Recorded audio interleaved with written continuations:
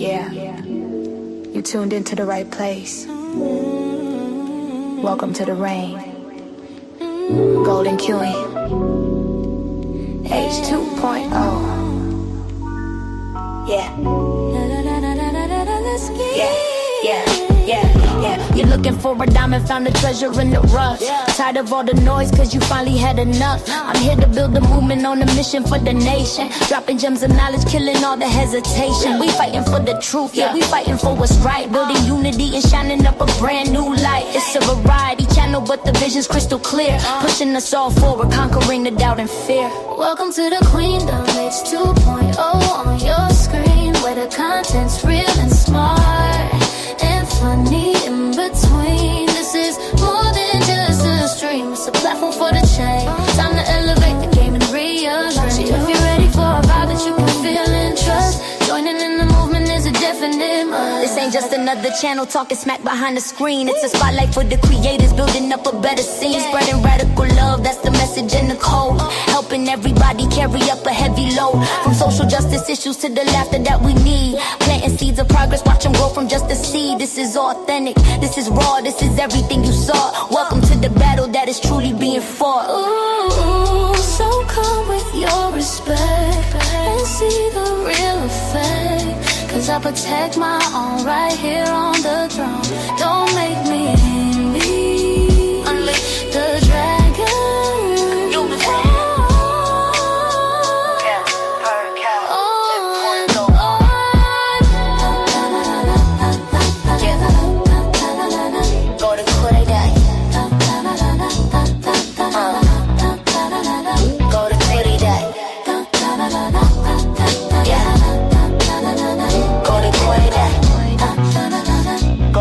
Subscribe, ring that notification bell.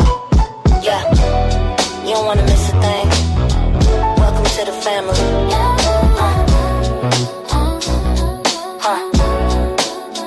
Yeah.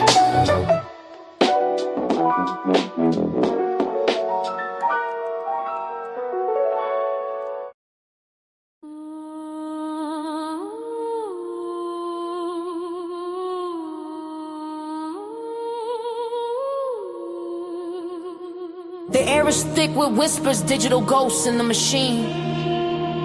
They feed us fiction till our vision's blurred, you know the scene. Static on the screen, a 24-hour scream, selling us a fractured dream, tearing at the seams.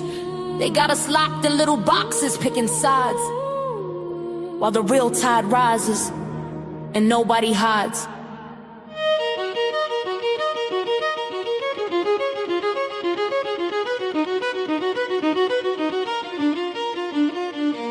Yo, podiums are burning, bridges turn to ash and dust. They trading rhetoric like bullets, banking on our lack of trust. Got us debating pronouns while the planet starts to rust. Got us obsessed with power, drowning in our own disgust. Politicians playing chess with pawns that look like you and me, selling off the future for a bump in their damn GDP. And what we talking about, the foolishness, the vanity, fighting over AI songs, the height of our insanity. A fake voice on a fake beat gets more rage and more ink than a real bomb dropping on a city while we blink. They engineered the outrage, designed it to divide, so we never look up from our phones to see the coming tide.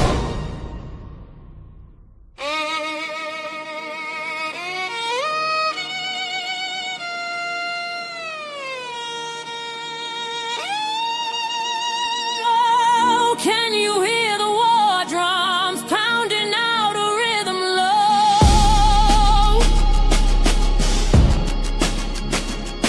They're marching us to battle for a God we do not know.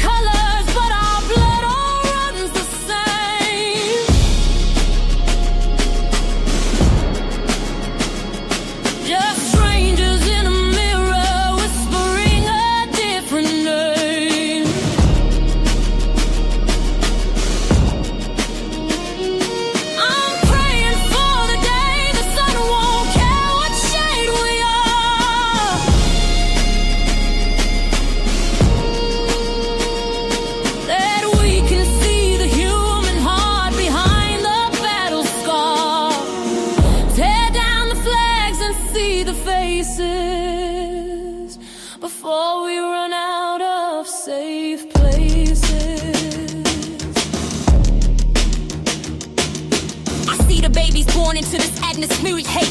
Taught to fear they neighbor before they learn to conjugate.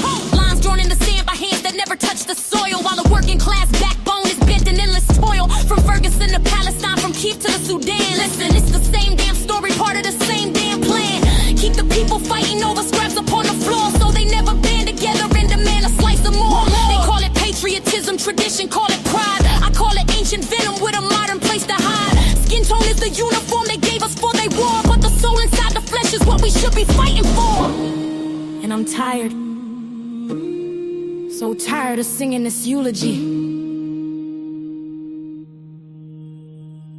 Oh, can you hear the war drums pounding out a rhythm low? They're marching us to battle for a God we do not know.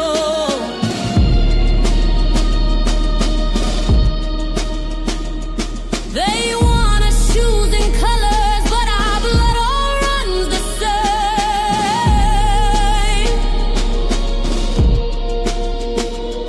Just strangers in a mirror whispering a different name.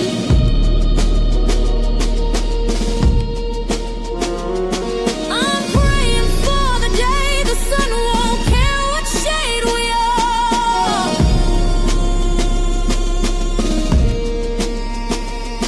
That we can see the human heart behind the battle scar. Tear down the flags and see the faces before we run out of safe places.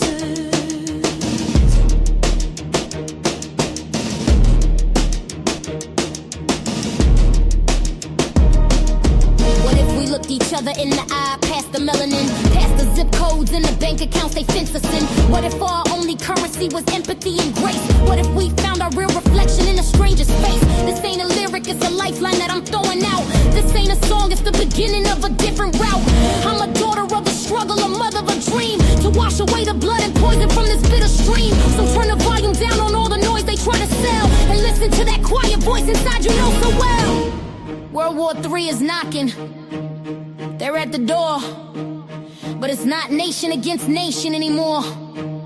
It's ignorance against wisdom, it's love against the fear. The real war is right here.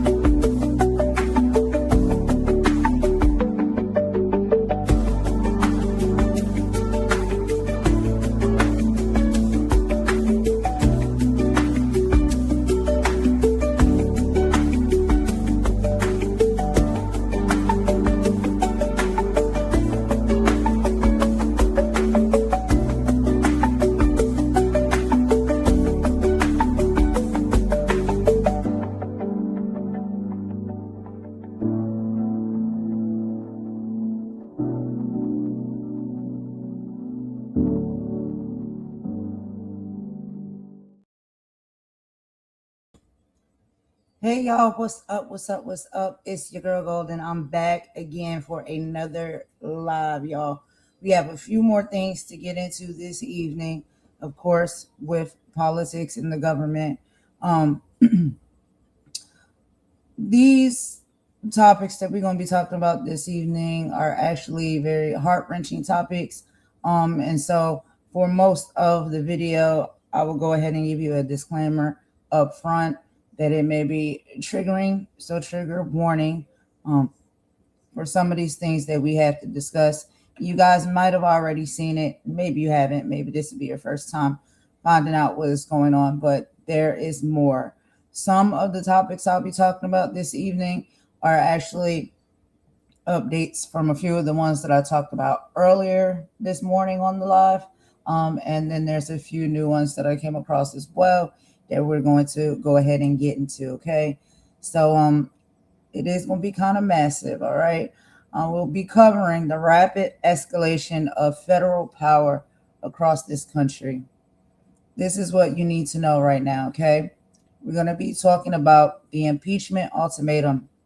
First, the political earthquake in D.C. House Leader Hakeem Jeffries has officially issued a dramatic ultimatum to the White House. Fire the DHS Secretary Kristi Noem or face immediate impeachment. This comes after the fatal unaliving, as we know, of the 2 U.S. citizens in Minneapolis this month, who was Renee and a ICU nurse, Alex Pretti. Jeffries is calling these unlawful and savage unalivings and says the depraved indifference at DHS has to end. And we have to get into this as well. It is not just Democrats anymore. Republican senators are now joining the call for Noem to step down. Also, we'll be getting into another heart-wrenching story that's at the heart of crisis. I have a son, he is 3.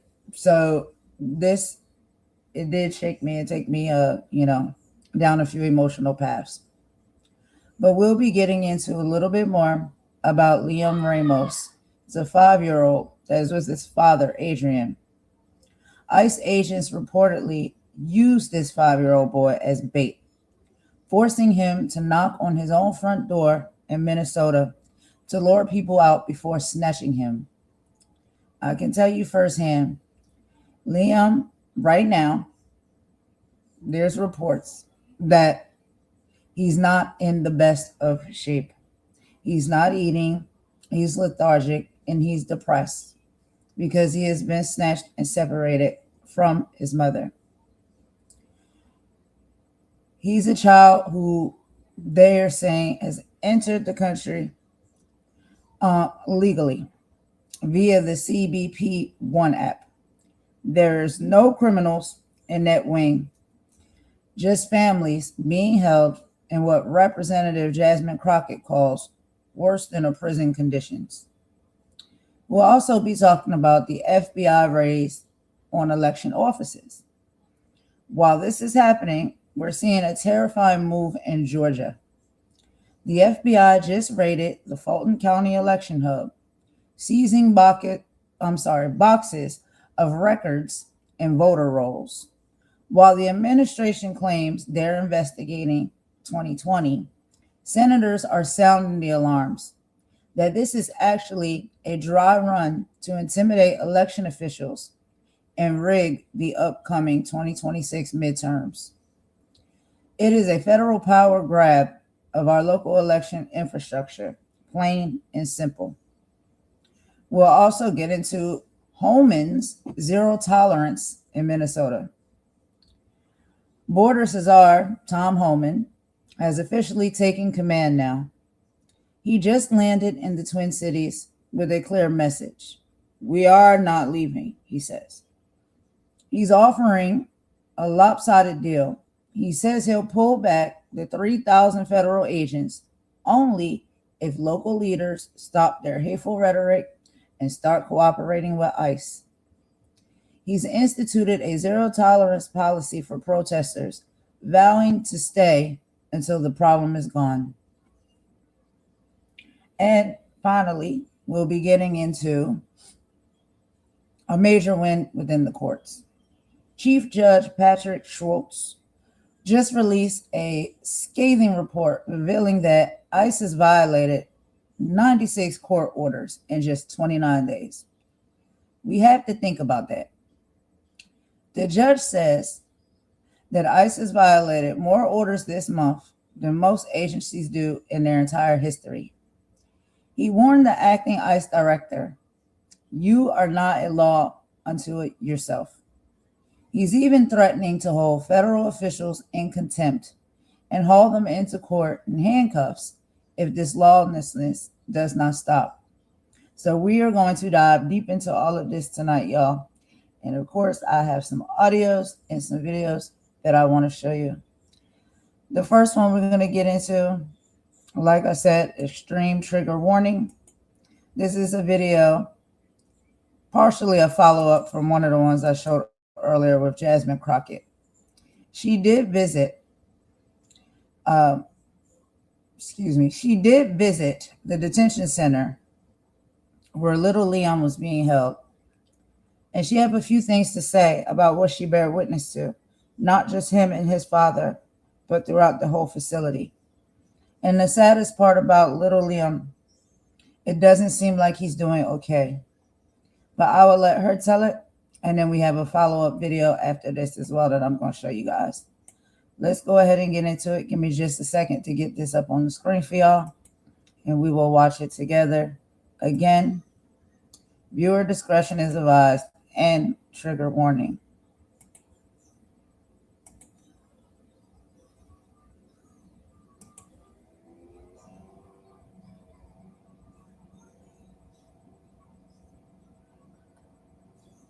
Sorry, y'all. StreamYard is moving slow. Okay, here we go. We all saw that photo of you meeting young Liam. Can you tell us about how he's doing and what that experience was like today? It's almost indescribable, which I don't think that anyone ever imagines that I'm at a loss for words. Mm-hmm. He attempted to kind of interact with him. Like I was like trying to touch him, he was so lethargic. He was never alert the entire time that we were there. I was very, very concerned about his health. His father indicated that he was not eating, that they had determined that he was depressed. They being those that are there at the facility, they do have some psychiatrists on hand. And that he just kept asking about his mom and when they were going to see his mom and when he was going to go to school. But the entire time that we were there, and we visited specifically with Liam for probably about 30 minutes talking to his dad, and he never moved. He was motionless. He was awake, but motionless? I don't know that he was awake. Like if you look at those photos, like we could see just a slim portion of the white of his eyes. He never opened his eyes. Like that's exactly how he was the entire time.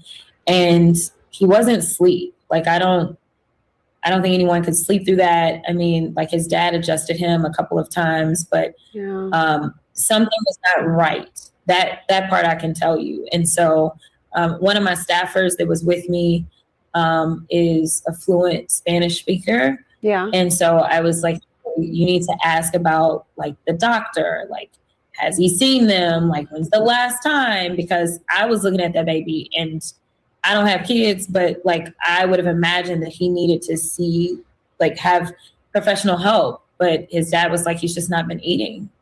How is his father then reacting to that? Because that is unimaginable for a father to be watching that, feeling some sense of helplessness. Yeah, he's been trying to do everything that he can to take care of Liam and not freak out about his wife, who was currently 4 months pregnant. She ended up being hospitalized soon after all of this took place due to the stress. Mm-hmm. But even the outfit that Liam is wearing, they only give them one outfit. So his dad washes his clothes every single night when he goes to sleep and then hangs them up near like a vent to dry. I have heard people describe at one point that somehow this facility is the best you can do. It is not as bad as people are describing it. Can you describe? You've been a criminal defense attorney. You have obviously visited many a client and a defendant who is a criminal defendant inside of a detention facility. Can you describe what this was like, even compared to what you have seen in the past? To me, this was worse. And I've been to state, federal, I've been on all levels. I will tell you that the only thing that is better here is that they can walk out of their living quarters and walk around. Obviously, inmates, they aren't allowed to do that part. I will say that this was worse because of the complaints that we got about the water. They consistently talked about the water and how awful it was. And they said that the water makes them sick. They told us before that, like, literally when people kept getting sick with certain water, they found that there was mold that had been like in this container. And then they basically just put like some Clorox or some bleach or something in it. And then we're like, okay, here you go. And so we actually we put some water in a water bottle. Yeah. You're the first person to learn this, so that we could actually test it ourselves, because we asked about testing of the water, all that kind of stuff. So we actually are going to test some water that came out of that facility. When we were meeting with another group of people, they brought bottles of water, and they were like, they only brought the bottles of water because y'all are here. Well, Congresswoman, I mean, what you describe is certainly subpar for even the standard detention facility across this country for criminal inmates waiting trial. But you have Liam, who is symbolic of so many other children who are also there. But we know a judge just ruled on Monday that Liam and his father, they cannot be deported as they are fighting any removal effort by the government. So where does the effort stand to release young Liam even from federal custody in that detention facility? Well, I've got to tell you that as soon as we walked in and sat down, Representative Castro immediately was like, I'm not going to BS you. Y'all need to let him go. And that was before we saw Liam in person. That was before we saw anyone else. And, they basically kind of were like their hands were tied. We did have an opportunity to speak with some of the attorneys that represent the government in these detention cases. And so I dug in and do what I do as an attorney to ask questions. I have some thoughts about things that we potentially can do right now as Senate Dems are going through their negotiations, because I think anything that has to do with, the DOJ is going to have the final say so, or ICE, or, this is about oversight. I think that that's all out of the window. We know that these people will ignore the law.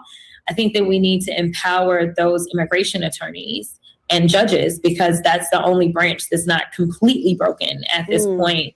Wow. So I'm hopeful that we can do, and Laura, you did this before, that we haven't enshrined about speedy trial. So I'm really trying to think through some fixes so that, like, you can't detain these people inevitably. I mean, they gave us these beautiful pamphlets, more beautiful than anything that we have in our office.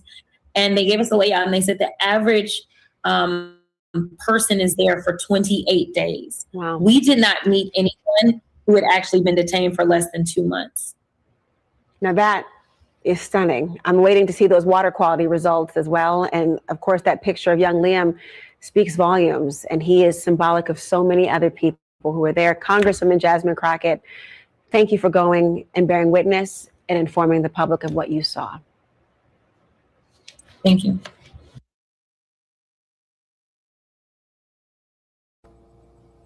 All right, y'all. So that was just part one. Now we're going to get into part two. And this one is even more pressing. So again, viewer discretion is advised and trigger warning. This is the video that I'm going to be showing you guys. This is from Joaquin Castro in Texas. And he also visited Liam in the detention facility. where they're staying in Dilley, or Dilley Detention Center. It's not pretty there. These people are not living under good conditions at all. They're not even really living. They're being held captive.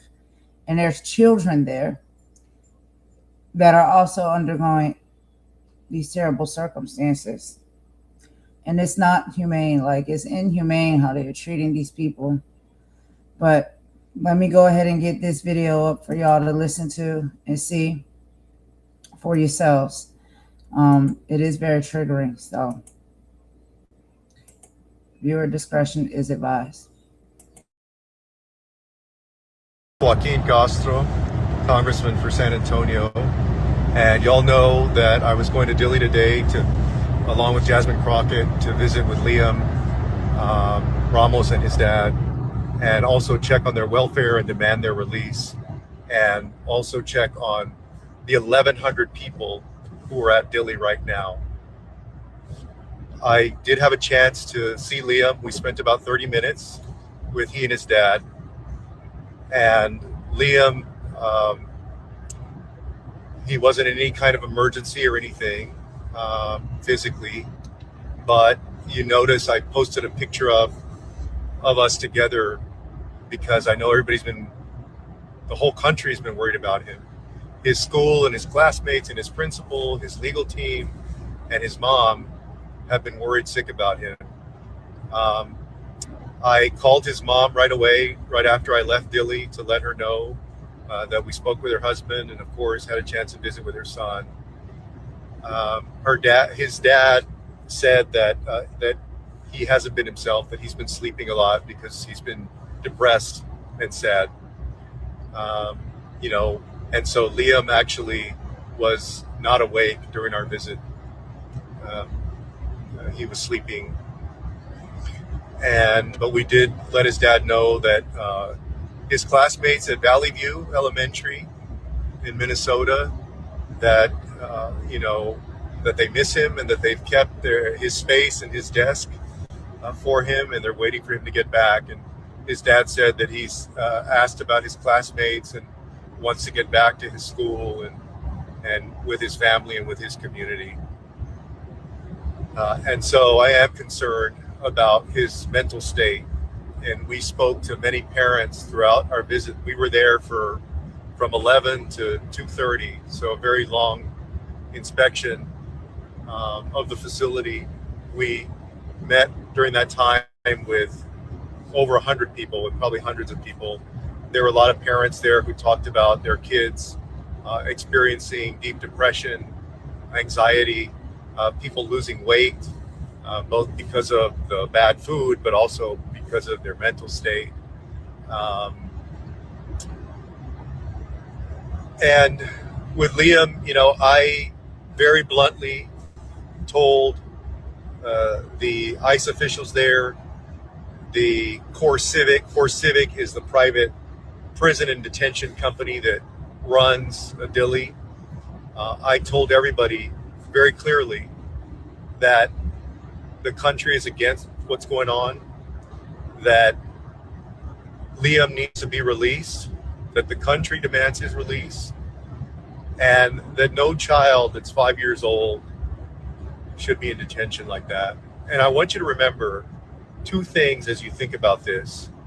With Liam and his family specifically, they were legally allowed to come into the United States because they had applied for asylum.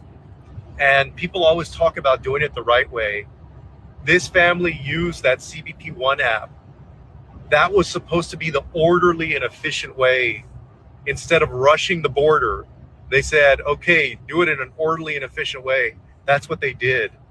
And so they got an appointment that they were supposed to have in February for asylum. And instead, they get picked up, and he gets picked up in his cap and his backpack. His dad said that he's been asking about where his cap and his backpack are. So they were legally in the United States, and Donald Trump and his administration and Stephen Miller pulled the rug out from under them. And then secondly, with respect to Dilley, with all of the people in that facility, there are no criminals in Dilley. Donald Trump said this was about arresting illegal criminal aliens. That's his language. There isn't a single criminal over there. Because if you've committed a crime and they detain you with your son or your daughter, you're an adult and you have a family member or a child, they separate you from your child and send the child to what's known as an ORR facility, which is run by Health and Human Services, a totally different facility. So all those people, those 1,100 people over there, they are people who are hardworking people. They're mothers and fathers. They're laborers. They're, people working in grocery stores, just everywhere. There were a lot of people. We asked, hey, how many people came here on the CBP One app? And a lot of people raised their hands. They did it the right way. They're not criminals, and yet they're ending up there. There is a 2-month-old baby that's over there. 2-month-old baby that's in there right now. So there were many children just like Liam. And so we demand their release. They talked about all the mental health issues, medical issues,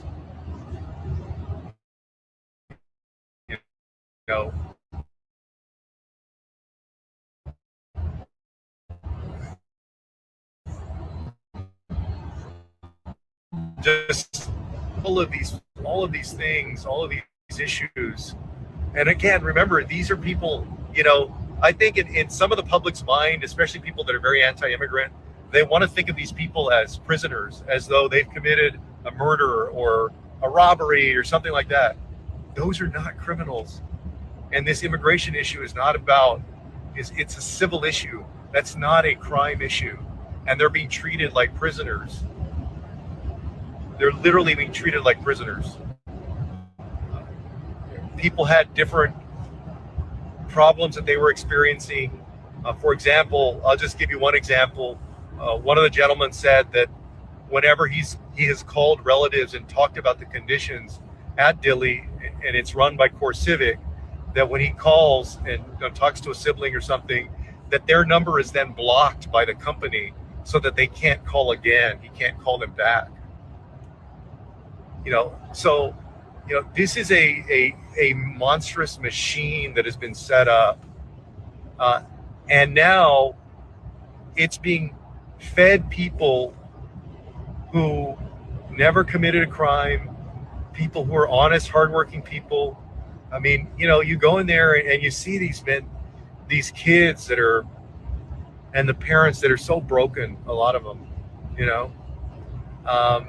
and I'm a parent. I have 3 kids, and my kids are 12, and my son's turning 10 on February 2nd, and then my daughter's 3.5. And you see these parents trying to be strong for their kids, but the hurt and the pain, and as a parent, those of you that are parents know, you're supposed to be a strong person for your kids, and this system,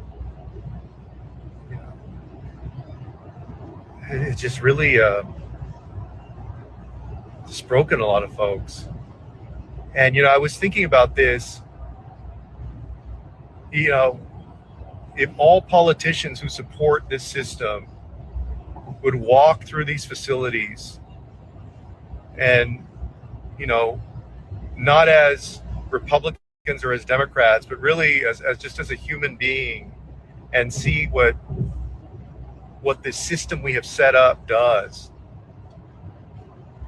and specifically to President Trump. The president is somebody that has grandkids himself. And I think some young grandkids, they're kids that are the age of his grandkids that are over there basically in this private prison, who can't figure out why they're there, who are depressed, who are crying. A little girl that came up to me, who was hugging my leg because she was so short, kept coming up to me and asking me and asking us to help them, to help get them out. So I hope that y'all will continue to speak up, that you'll continue to use your voice. This system has to change. And, you know, by all accounts, it's being directed by Stephen Miller. And Stephen Miller has young kids too. And I'm sure he loves his kids. Well, there's kids that are his kids' age over there. And they didn't do anything wrong. And that kind of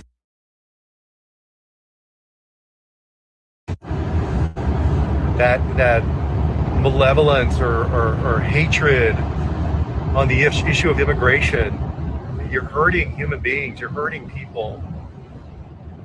And for Stephen Miller, if you're going to be the architect of this inhumane policy, why don't you have the guts to go walk through these places and talk to these people and see what you're doing to human beings that are the age of your kids? You should have the guts to do that. If you're going to take responsibility in the White House for this policy, you ought to go walk over there and meet with them, and then come out of there. If you come out of it the same way,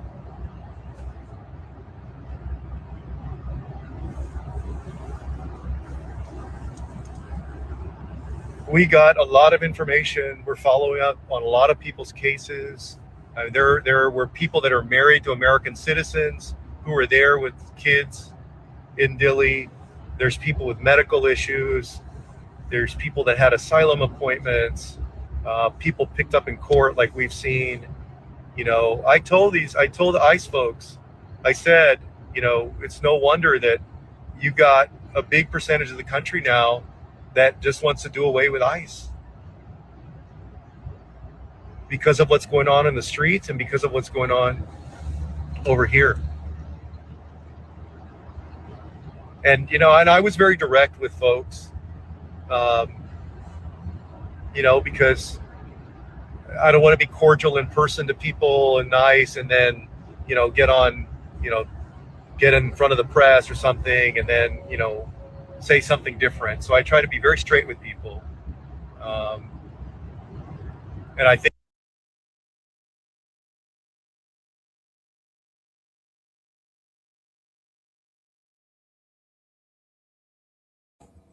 okay, so that video did cut off right there. That's where it ends. I believe his phone or something like that died because he was recording from his car on his cell phone. And so that's just the way the video goes. It cuts off there. But as from what y'all can hear, not just from him, but also Jasmine Crockett, the conditions are terrible. These people are suffering. And this is inhumane. It's inhumane. No one deserves to be treated like that. And one of the biggest things about it is, like he said, these are asylum seekers. It was part of what they were told to do the right way. And they did it the right way.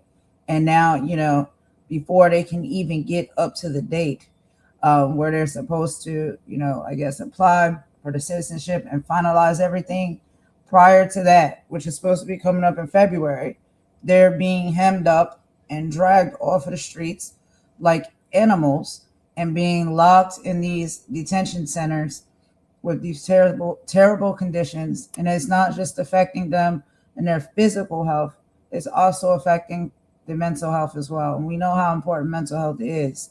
And so all of this is just, it's really devastating, and it has to come to an end. But we're going to go ahead and take a quick song break. And then after that, we're going to get into our next video that I'm going to show you guys. And this one is the Minnesota judge says ICE violated nearly 100 court dates. They're going to break down exactly what that means, what should happen, and how serious that is. We're talking about criminals and people breaking the law. When we sit here and we watch ICE and DHS literally breaking laws. So who really is the criminal here? Anyway, y'all, we're going to get into that video in just a moment. Let's just take this quick song break and I'll be right back.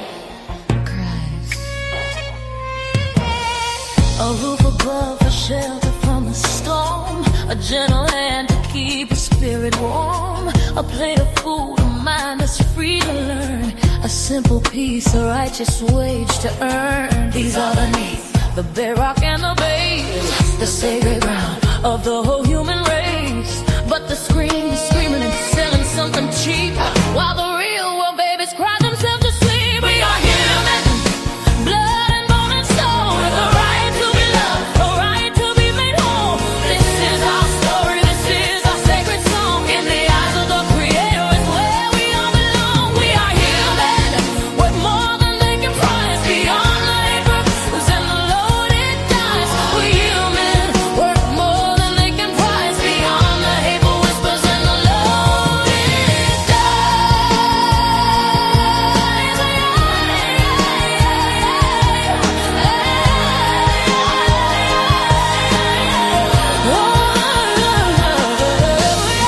They're painting pictures twisted and real, teaching our children how they ought to feel. Their values in the label on your shoes, or the filtered life you desperately choose. They magnify the hate, they celebrate the greed and plant a poison, a suffocating weed. We gotta reach our children, pull them from the glow, and show them a beauty that the media don't know. Yo, check the vision, the mission of the television, spitting division, a mental prison. Got you chasing likes, addicted to the feed, ignoring the hunger, the fundamental need. They building paper idols on a digital stage, putting our future daughters in a virtual cage. Now we gotta break the cycle, gotta cut the cord. The real word is powerful, mightier than the sword. So we teach them about their history, teach them about their grace, teach them about the power in every single face. We are human, blood and bone and soul, with a right to be loved, a right to be made whole. This is our story, this is our sacred song. In the eyes of the Creator, it's where we all belong. We are human, worth more than they can prize. Beyond the hateful whispers and the loaded dice. Human, worth more than they can prize. Beyond the hateful whispers and the loaded dice.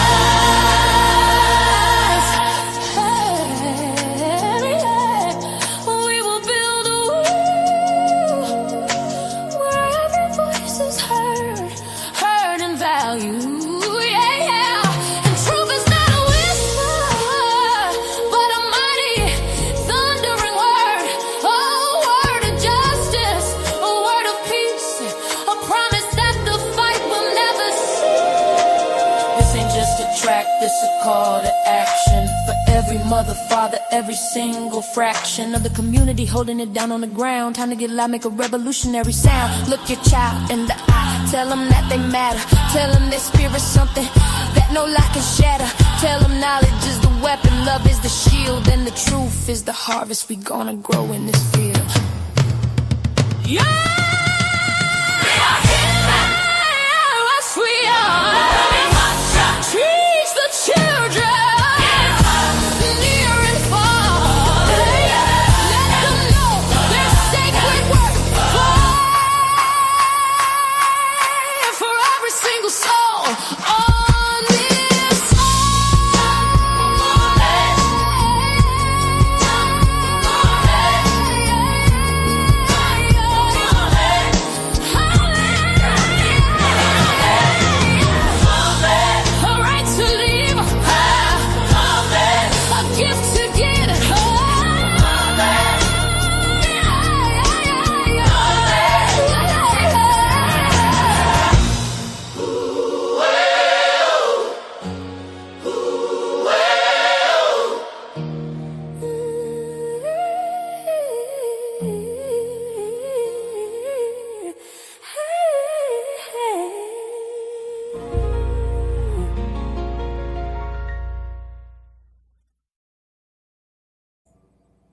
All right, y'all. So yeah, we just took that little quick song break and we're going to get into our next topic for the evening. But I just have some final words. When it comes to bearing witness and seeing that little boy, 5 years old, Liam, in that state, it really does change you. It changes your energy, your emotions, your feelings. And so, I probably do sound a little bit drained out. And I am a little bit. Bearing witness to a lot of these things, even just watching videos of them and reporting on it, which is necessary for us to do because we need to know what's going on and we need to have conversations around these situations because none of this should ever happen. But this is not about border security, okay? This is a 5-year-old child who was literally stopped eating because he was used as a pawn in a federal power play. And I think Representative Jasmine Crockett said it best. Like, we're supposed to be better than this. If we allow children to be used as bait, we're losing the right to call ourselves a nation of laws. I'm not letting this story go. I'm going to keep talking about this until little Liam is back in his classroom where he belongs, because this isn't right. And the rest of the children and the people that are being held against their will for no lawful reason whatsoever, they deserve to be free, back living their lives. And so, y'all, we cannot give up on this. We have to keep talking about it, keep bringing it to awareness, and keep these people in our hearts and in our prayers, because it's not right. And we never know when we may just be in that same predicament. But anyway, let's move on now to our next topic here. So like I said, this one that we're going to be listening to is Minnesota judge says ICE violated nearly 100 court orders. This means breaking the law. So let's go ahead and get into it, y'all. Let me put this video up on the screen and we will watch and listen to this together.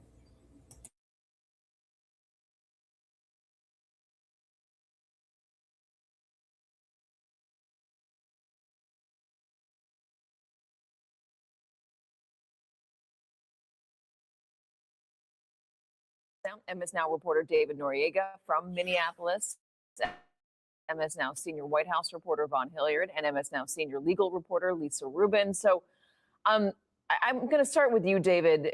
The administration's talking about lowering tensions, talking about a drawdown.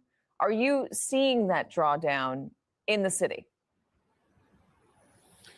It's too early to tell, Katie, essentially. I'm in touch with a number of people who participate in rapid response ICE Watch type activities, and they've told me that they have seen a little bit of a lull in ICE and Border Patrol activity in certain parts of the city, but that has happened before for 3 or 4 days at a time, and then activity picks right back up. And that doesn't mean that activity has gone away. There have been multiple reports of both ICE and Border Patrol, picking people up around the Twin Cities area.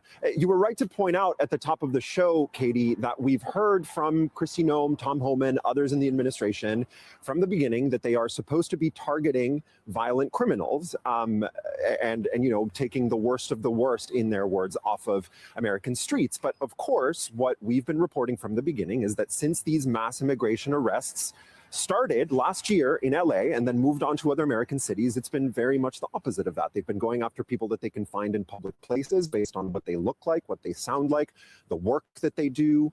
That's what's been happening in this city. That's what's been happening in other cities. I spoke last night to a young woman whose father was one of those people. He was picked up in a gas station after he works in construction. He went to pick up some materials. He'd actually limited going out of his house as much as possible. He was no longer going out to restaurants or doing anything else that was sort of, for fun. He was only going out when he needed to for work, and that's what he was doing in this instance. But he was picked up when he stopped at a gas station. And crucially, Katie, his family hasn't been able to find him since then. He's not in the ICE detainee locator system. He was able to call them once from Texas, but wasn't able to tell them where exactly he was. He's essentially gone missing. As we've talked about before, this is something that happens, that has started happening pretty frequently in this new immigration enforcement regime. I want to play you a little bit of what that young woman told me about how this incident is affecting her and her family. Take a listen. You look him up, all that you find is the same answer, 0 results. So he's nowhere to be found in the system. So our family's been devastated. it feels like that heart that you once were as a family is shattered into little pieces. And I don't say one piece is missing, I say all of it. It feels like it shatters and breaks, because when your family is united and when the love between the family members is strong, it really does feel like your family can't be what it once was. It's so easy to become a podcaster with Riverside. First, go to Riverside and open an account. Katie, last April, early in the Trump administration, Todd Lyons, the director of ICE, said that he wanted his agency to operate like Amazon in terms of the scale and speed with which they move human beings from one place to another. And that is what the agency has been trying to do since these mass arrests started last year. The detention system is completely overwhelmed. There are record numbers of people in detention. It is increasingly difficult for people to track down their loved ones. What this means, according to immigrant families and lawyers that I speak to frequently, is that there are very regular due process violations. When people get detained for deportation, they have due process rights. They can contest their deportation. Being unable to reach lawyers and family members makes that increasingly difficult, Katie. All right. Vaughn, let's talk about the White House here, because there are some competing threads. One of them is the White House clearly is trying to turn the page on what has been happening in Minneapolis. Whether that's going to be effective is not yet clear. But sending Tom Homan out, and I know this is relative, but sending Tom Homan out to try to make it look like there's some heart there, there's some humanity there. He gets emotional in front of reporters. Instead of having Greg Bovino there, who we also showed at the top of the show, who's talking about turning and burning and cheering on law enforcement operations even still. What are they trying to do here? And if the public is upset about it, which they are, is Donald Trump facing a different sort of pressure from maybe MAGA world and his base that could change the administration's next step? I think the difficult part, if you want to give anybody in this administration any slack, is that they work for a president who does not express regret or apology. And what you have is a deputy chief of staff and a secretary of the Department of Homeland Security who both went to call Alex Pretti effectively a domestic terrorist, and members of the administration have effectively tried to sidestep that question altogether on whether they would walk that back. And what you saw was, over the course of now the last month in Minneapolis, was a consistent doubling down of the tactics and the operations that were used on the ground. It was 2 weeks ago, after the killing of Renee Good, that I asked Secretary Noem whether she was comfortable with having Fourth Amendment rights of individuals living in Minneapolis violated for violations of asking them for their papers without reasonable suspicion. And her response to me at the time was, every single action that our ICE officers take is according to the law and following protocols that we have used for years. They are doing everything correctly. Fast forward, the fact that Tom Homan here today acknowledged that there were actions that did not amount to being perfect steps being taken by federal agents on the ground, I think is notable, because we don't often hear that from the Trump administration. Very specifically, Tom Homan said, I'm not here because the federal government has carried its mission out perfectly. I do not want to hear that everything that has been done here has been perfect. And I think that that is really, as you look forward to, as you and David were talking about, what steps are being taken moving forward, I think it's going to take a lot of reflecting, especially when the face of the President of the United States, just in the last 2 hours, posting new video of Alex Pretti 11 days before he was shot and killed, having a scuffle with apparent federal agents. I want to let you take a listen or a look at this video here, and we can talk about it on the other side.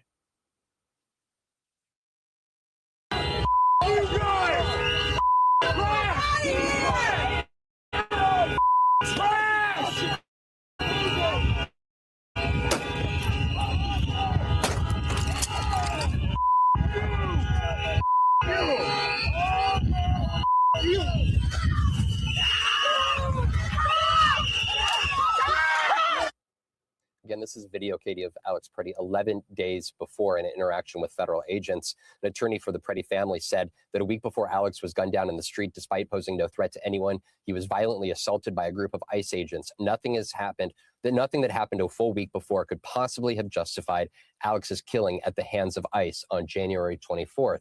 But you're looking at a president of the United States that over the course of the last 12 hours has repeatedly posted that very video here at a time in which his administration has largely been defiant of its operations and its tactical procedures on the ground. Really well put, Vaughn. Thank you. Okay, Lisa, let's talk about the courts. It's striking to hear the chief federal judge in Minnesota say that ICE has been defying 100 different court orders and that ICE is behaving as if ICE itself is the law. It's crazy to me to have that said by the chief judge of the District of Minnesota, particularly given his background. You know, we have said this many times, but when it comes to the lawlessness of this administration, the folks who are calling that out are not all appointees of Democratic presidents. Many of them have conservative legal movement bona fides. That is absolutely true of this particular judge, Patrick Schiltz. And the order in which he related that, Katie, is not one where he had to say any of that. The question was just, is Todd Lyons going to come to his courtroom on Friday and testify or not? And he said, it's no longer necessary. You have told me that you released the person in question. He was supposed to come and explain why the person hadn't been released. And they said, he's been released. We agree. The hearing is off. But then he took the opportunity to say, I have spoken with the other judges of my district. We have counted between us nearly 100 instances in which ICE has not followed our orders. So what's the recourse and what's still open?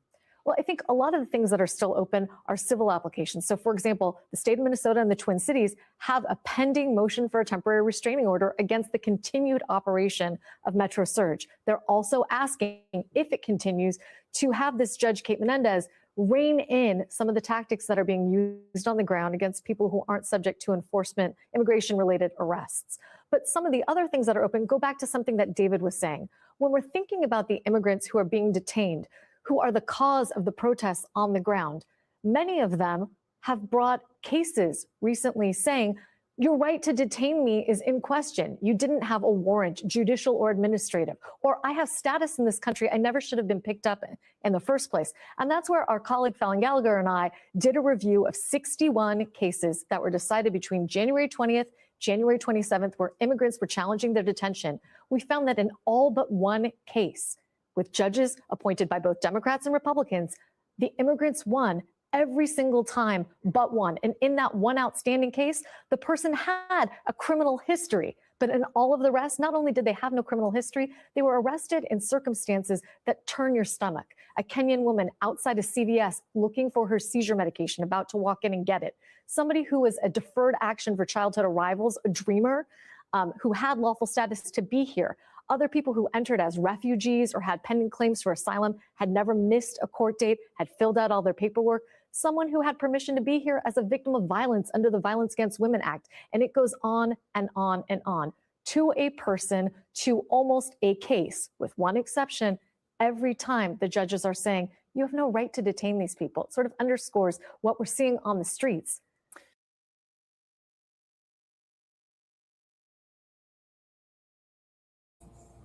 All right, y'all. So as you can hear, over 100 is now. That's actually been the more recent report. Over 100 court orders that ICE is not following.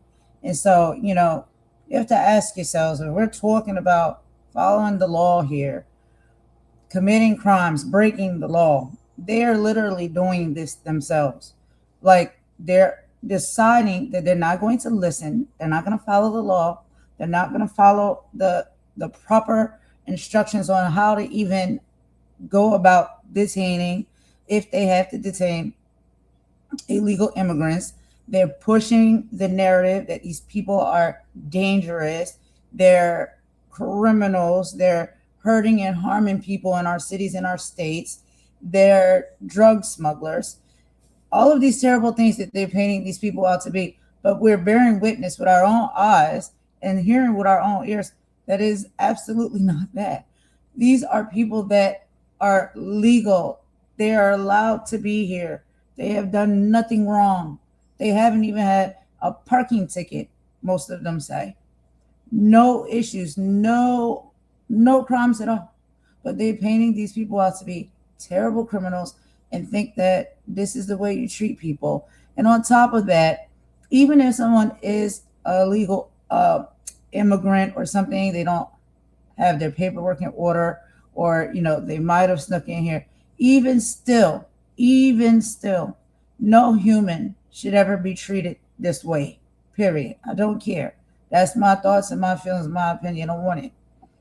You don't treat people this way. And so then, yes, now they have sent in Tom Homan. They've replaced Bovino with Tom Homan.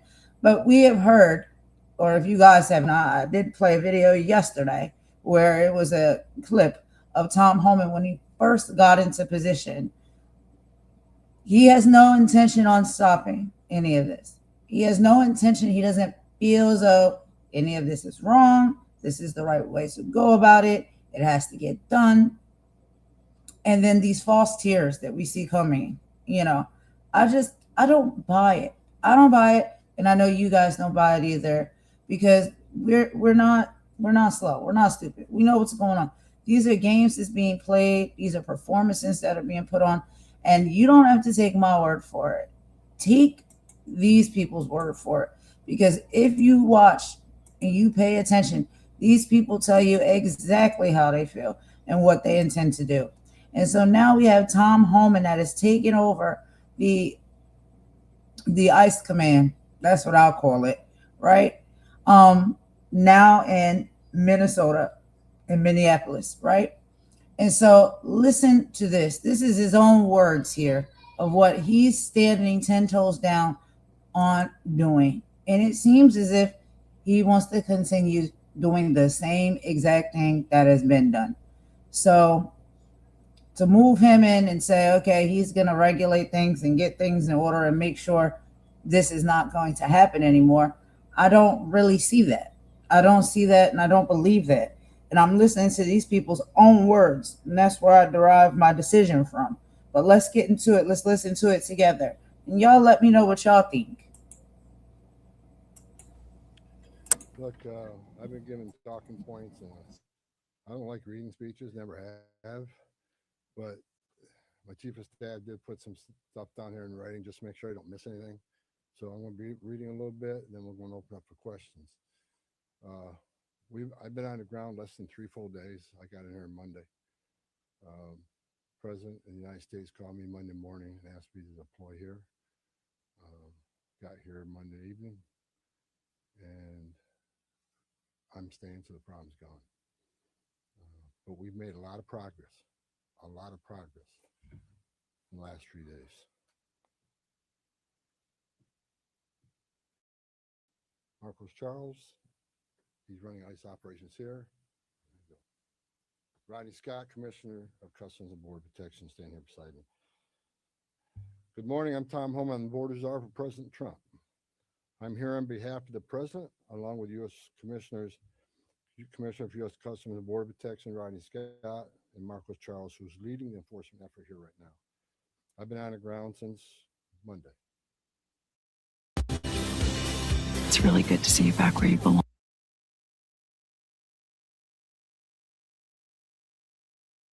Law and order in the city beloved by many, and work together to remove threats from the community. During the past administration, we'll all remember, more than 10 million illegal aliens entered this nation. Many were national security threats, public safety threats. We can't remember over 2 million known gotaways. 2 million people who paid more to get away.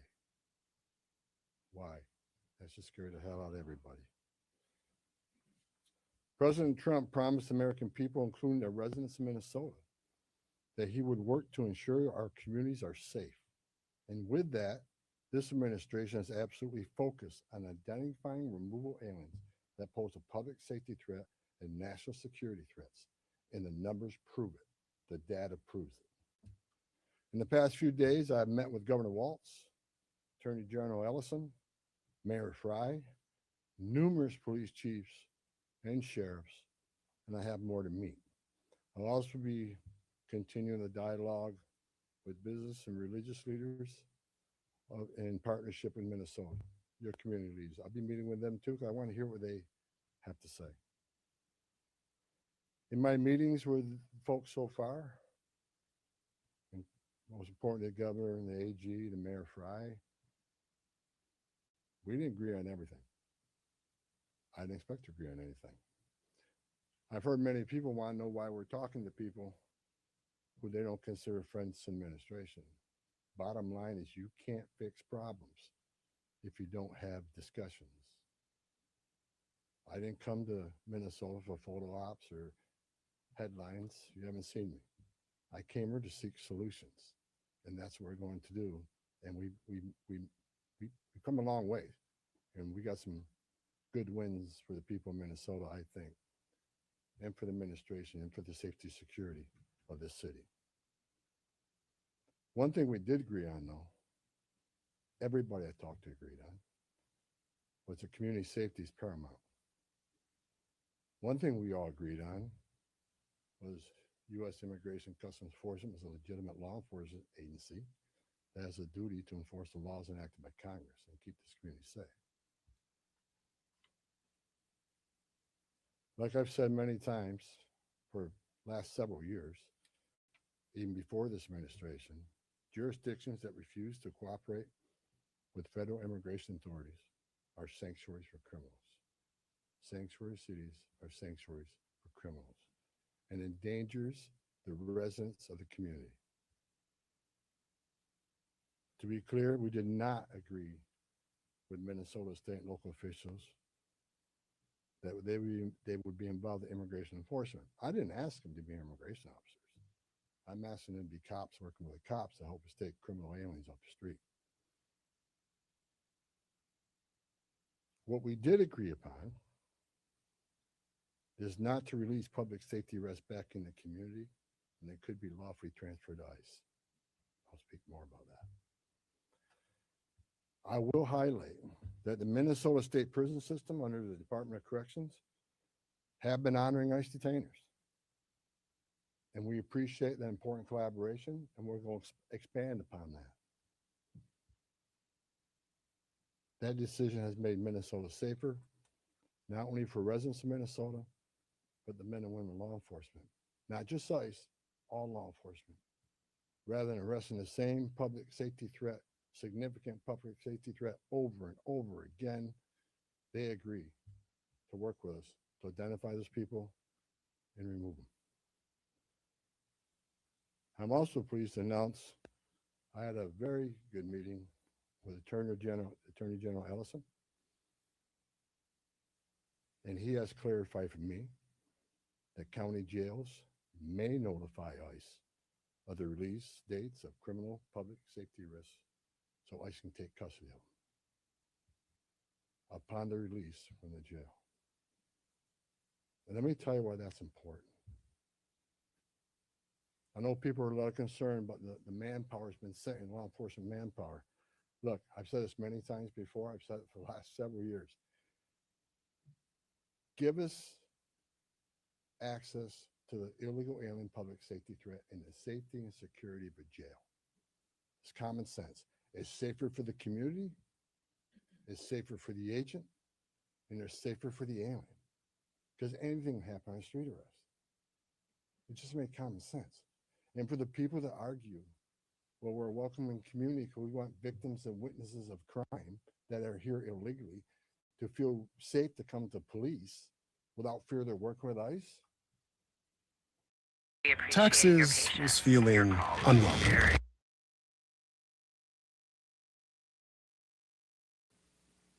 We're not going to talk to the victim and witness of crime. There's no problem there. They should feel safe to come to police and ask for help. All we want is to talk to the person that local and state law enforcement authorities locked in a jail cell. They chose to lock this person up. That's who we want to talk to, the public safety threat. So that argument is that protects victim witnesses of crime. It's a bunch of crap. Victims and witnesses of crime don't want the bad guy back in their neighborhood either. So great progress with the Attorney General and local sheriffs. And one thing, when we have these agreements, it takes less law enforcement agents to do the job. One agent can arrest one bad guy in the safety and security of a jail where he's behind the wire. We know we don't have weapons. But when you normally release that public safety threat, illegal alien back in the community, we have a job to do. We're going to arrest them. So we're going to find them. And what happens is now we got to arrest somebody on his turf. We have access to who knows what weapons. Now we got to send the whole team out. Cover the back door, cover the front door, officer safety reasons. Then because of the hateful rhetoric and the attacks on ICE officers, now we got to send a security team behind the arrest team. So what could have been done with one person in safety and security jail, now we got 15, 16 people out there doing it. I know that causes stress in the community. So if we get these agreements in place, that means less agents on the street. More agents in the jail means less agents in the street. This is common sense cooperation that allows us to draw down on the number of people we have here. Yes, I said it, draw down the number of people here. Because we have the efficiency and safety of the jails and the prison. Matter of fact, I have staff from CBP and from ICE working on a draw-down plan. What does that look like based on the cooperation? What does that look like based on how many targets we have left to find?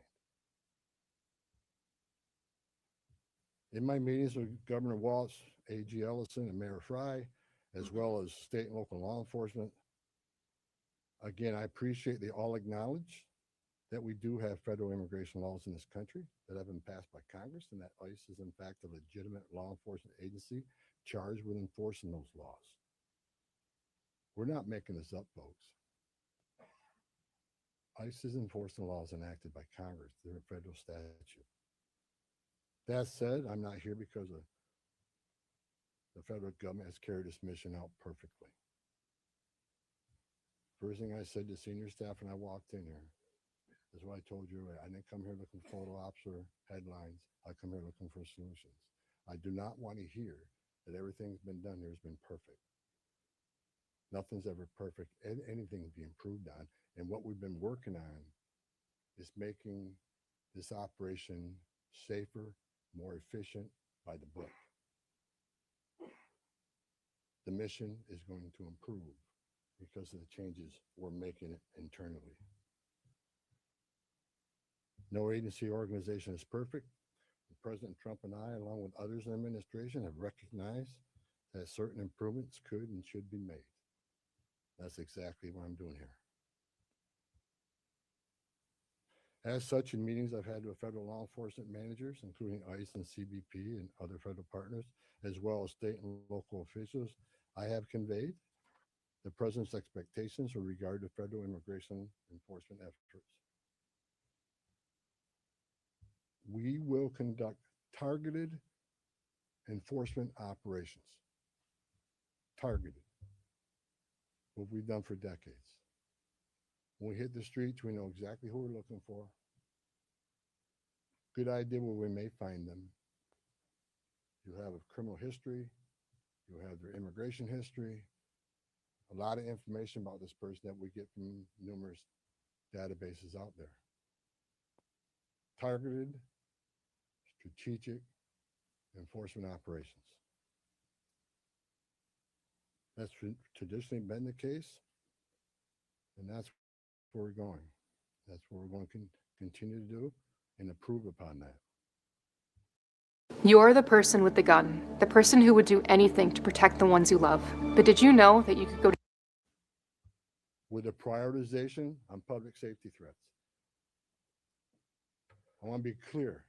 I don't read a lot of social media. I don't read a lot of media. I don't believe half what I see. We are not surrendering the president's mission on immigration enforcement. Let's make that clear. Prioritization of criminal aliens doesn't mean that we forget about everybody else. That's just simply ridiculous. But when you have a criminal standing here and a non-criminal standing there, that criminal always should be targeted first because he's a significant concern to the safety and security of the community. By at large for decades, ICE and CBP have carried out their duties with integrity, professionalism, and compassion. That remains the expectation under President Trump, and I will hold our agents and officers to that standard. I'm almost done, and Tom can be Tom.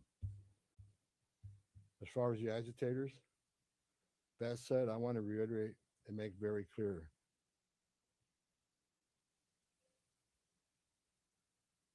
I want to make it clear, ICE and CBP officers are performing their duties in a challenging environment under tremendous circumstances, but they're trying to do it with professionalism.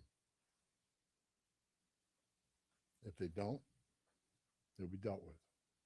Like any other federal agency, we have standards of conduct. They are sworn law enforcement officers working tirelessly to enforce our country's border security and immigration laws, protecting the interests of our country and preventing dangerous people from walking the streets of this nation when they're not supposed to be here to begin with. Men and women of ICE, I was a border patrol agent. I was an ICE agent. I was the first ICE director that came up through the ranks. I spent over 40 years doing this. These men and women that carry that badge and gun are American patriots. They put themselves on the line for this nation every day. But I want you to remember, they don't hang their badge. They don't hang their heart on a hook every day they come to work. They're mothers and fathers too. They're sons and daughters too. And if they've seen a fraction of the tragedies I've seen in my career, they take a lot of damage home to every day. The things they've seen, especially on the border with border agents. People drowning in the river. Women being raped by criminal cartels. Giving CPR to a baby that was thrown in the river by the cartels because Border Patrol came too close.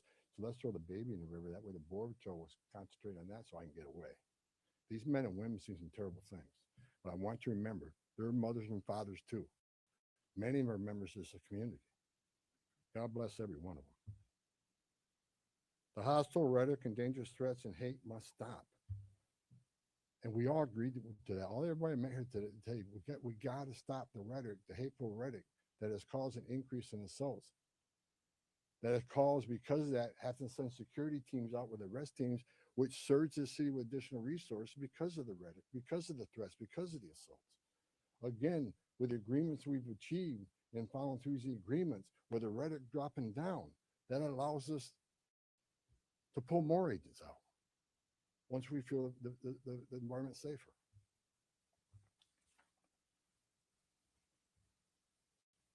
I begged for the last 2 months on TV for the rhetoric to stop. I said in March, if the rhetoric didn't stop, there's going to be bloodshed. And there has been. I wish I wasn't right. I don't want to see anybody die. Not officers, not members of the community, and not the targets of our operations.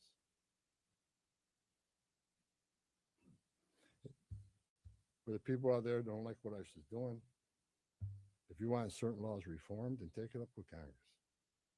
Again, ICE is making this up. They're enforcing laws enacted by Congress and signed by the president. The same laws have been on the books for the last 6 presidents I worked for. I started with President Reagan and ending with President Trump. Every administration, we enforce the same laws. If you don't like what ICE is doing, instead of protesting this building, go protest Congress. Tell me you want changes.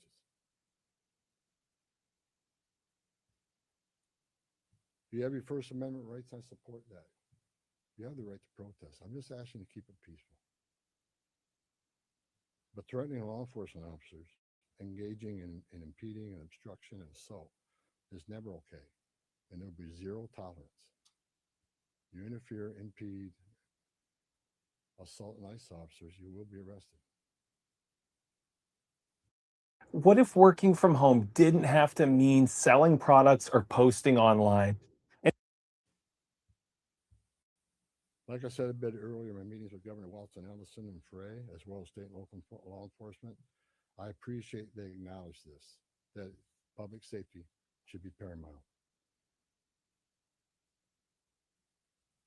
The chiefs I've talked to committed to responding to 911 calls when protesters turn violent, agents are in a dangerous situation, and there's assaults. They have committed to upholding public safety and responding to the needs, not to enforce immigration law, but to keep the peace. With that, I call upon those officials to stand shoulder to shoulder with us to tone down the dangerous rhetoric and condemn all unlawful action against law enforcement in the community. There are many ways to voice your voice can be heard, express your feelings, and affect change in the country without crossing that line. Political and other disagreements in this realm should not be at the expense of public safety or the safety of federal law enforcement officers. In closing, I want to thank the state and local officials here in Minnesota that I met with and the many I'm going to meet with. We've had meaningful dialogue. And look, again, we didn't agree on everything, but we agreed on the things I just talked about. There's much more we can do. And I'm going to continue those dialogues. I got many more community leaders to talk to. I got many more sheriffs to meet. President Trump.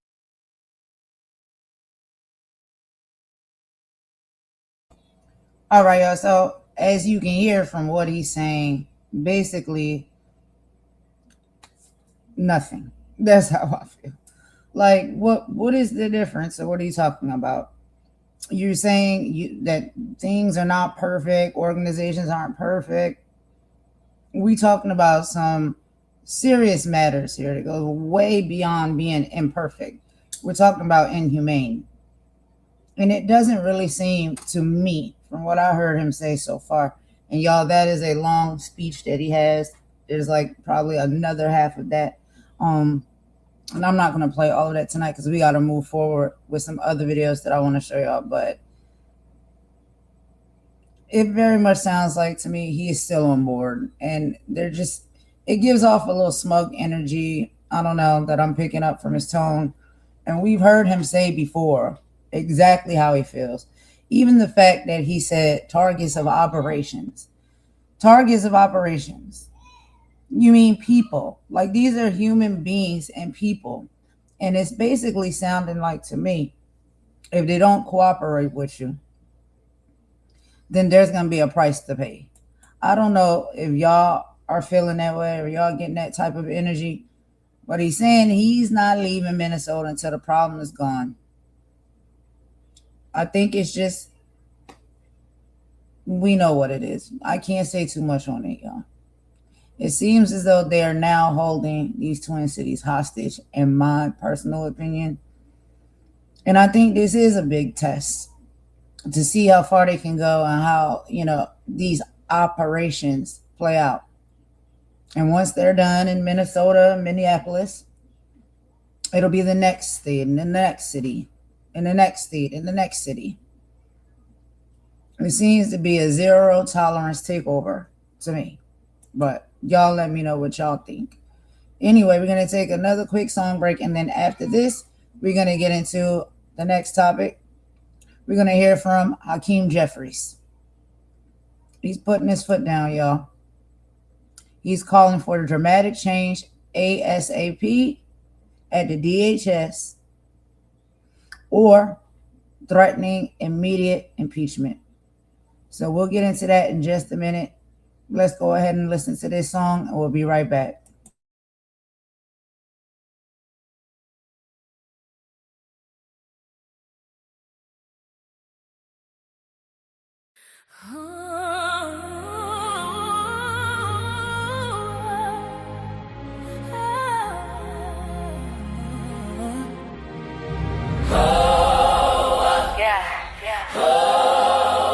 It's enough.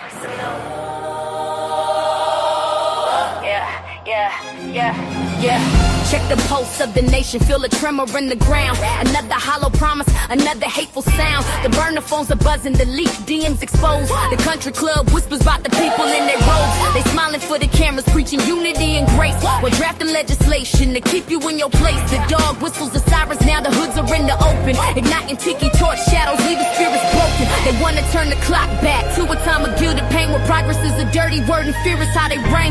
But every soul they try to crush just learn to stand up straighter. This ain't a game of politics, this is gladiator. Enough is enough.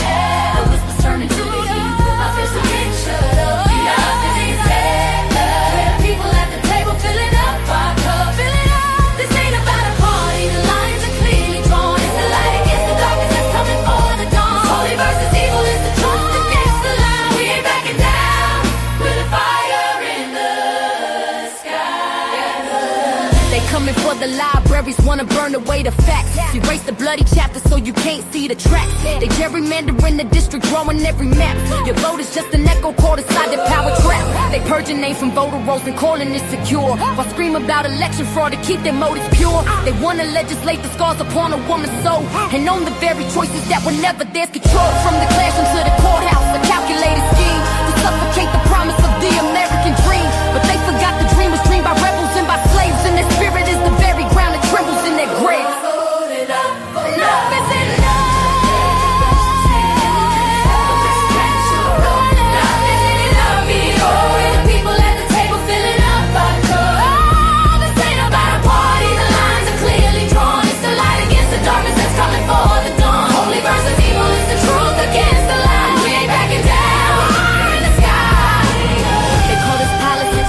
Call it policy, they call it survival, we call it tyranny. They stand on podiums with a Bible in their hand, but don't know the first thing about the soul of this land. This is for the teacher hiding books up on the shelf, for the doctor taking notes to more than just himself. This is for the dreamer facing down an ice patrol, for every ancestor's prayer that paid a spirit's toll. Their power is an illusion, a fortress made of glass. Our strength is in the future, they are terrified to let pass this hurricane of justice, an earthquake of the soul. It's a holy fire raging, and it's out of their control. Enough is enough. No more. Standing too long now that you can't stand. Enough is enough. We the people at the table filling up our cup. Enough is enough.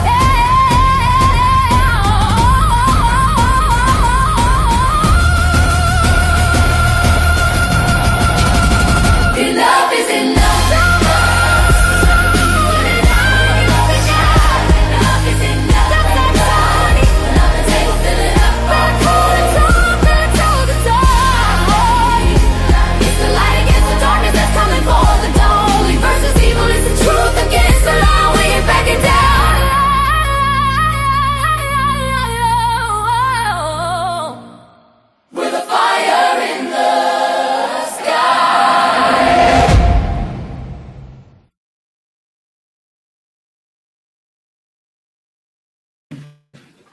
One year into the Trump administration, the situation here in America is a complete and total disaster. Donald Trump and Republicans have failed the American people in every possible way.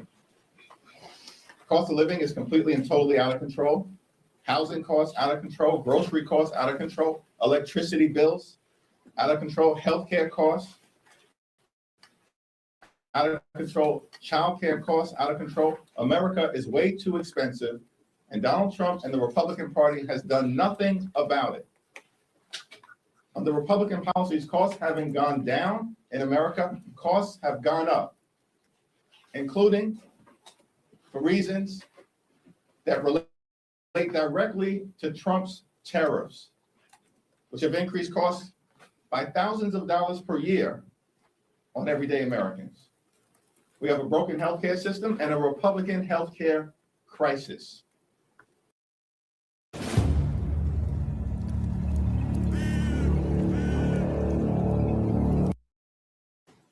Republicans have enacted the largest cut to Medicaid in American history. Hospitals, nursing homes, and community-based health clinics have closed because of toxic Republican policies in the one big ugly bill. And Republicans in the Senate refuse to extend the Affordable Care Act tax credits. which is going to skyrocket healthcare costs for tens of millions of Americans who will be unable to afford to go see a doctor when they need one. Donald Trump and Republicans promised to cut costs in America. Instead, the Republican Department of Homeland Security is cutting down American lives in cold blood. It's completely and totally unacceptable. Taxpayer dollars should be used to make life more affordable for the American people, not brutalize everyday Americans or kill American citizens. But that's exactly what's happening right now in the United States of America, which is why dramatic change is needed with the Department of Homeland Security before any appropriations bill related to ICE or CBP proceeds. That's the Democratic position, because that's the position of the American people. Questions? Good morning, thank you. Last March, you and Leader Schumer didn't seem to be quite on the same page when there was a question of government funding here. So are you confident that what they're going to do next door is going to reflect what the position is on the House when it comes to this? Are you engaged in what he says, if they come up with an agreement with the White House to advance the spending bills, that's going to be in sync with what House Democrats would like? First of all, that question is so March of 2025. Like all the things, hold on. You asked the question, I provide the answers. All of the things that have transpired since almost a year ago, including uniform Democratic opposition to the one big ugly bill, because we objected together, House and Senate Democrats, every single one of us, to the fact that Republicans cut more than $1 trillion from Medicaid. They enacted the largest cut to nutritional assistance in American history by ripping away food literally from the mouths of children, seniors, and hungry veterans. And they did all of that so they could enact massive tax breaks for their billionaire donors, and in the same ugly bill, add $191 billion to the Department of Homeland Security, including giving $75 billion to ICE. So this killing machine could be unleashed on the American people. And you're asking me about what happened in March of 2025, when every single House Democrat and every single Senate Democrat stood against that bill.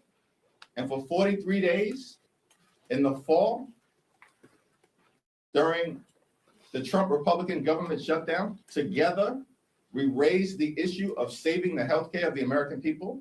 And everybody knows who won the narrative in connection with the Trump Republican shutdown, because House and Senate Democrats, Leader Schumer, all of us in the House, overwhelming majority of Senate Democrats stood together. We're winning election after election after election. Republicans are being crushed. Donald Trump's approval rating is underwater, including as it relates to the economy, healthcare, and immigration. These extremists are completely and totally on the run. So yes, short answer, we are on the same page. Now, with respect to what emerges from the Senate, as is always the case, we will evaluate whatever bill comes over to us on its merits. Second round. You've said that you are going to commence impeachment proceedings against Kristi Noem if she's not fired. At what point do you say, okay, she's not being fired, we're commencing these proceedings? And have you had any conversations with Republicans that you think will rally with that effort? I have not specifically spoken to any Republican other than Speaker Mike Johnson as it relates to the appropriations bill. I did reiterate in my conversation with Speaker Johnson that we intend to proceed with impeachment proceedings if Kristi Noem is not fired. Kristi Noem is a complete and total embarrassment. She's a disgrace. And on top of all of that, she's presided over the cold-blooded killings of American citizens, like Renee Nicole Good and Alex Pretti. Unacceptable. She should have never been confirmed. Shame on every Republican in the Senate. Imagine being able to build an app with your name on it, just by thinking about it. Meet Base 40. Who put this wildly unqualified person into a position of significance in the Department of Homeland Security so she could unleash brutalization on everyday Americans, American citizens, and law-abiding immigrant families. It's disgraceful. She's got to go. We are dead serious. She needs to be put on ice permanently. She's got to go. And by the way, she's not the only one. Stephen Miller is the architect of Donald Trump's toxic immigration policies. He's a stone cold liar.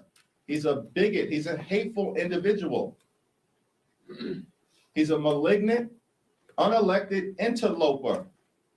He needs to go as well. Why does Donald Trump, if he truly is trying to change direction, have these people around?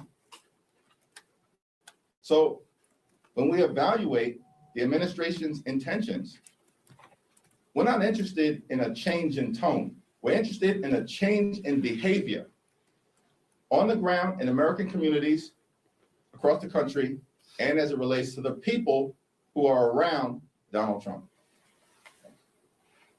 Michael. Thank you. How recent was your conversation with the speaker? Yesterday. Okay.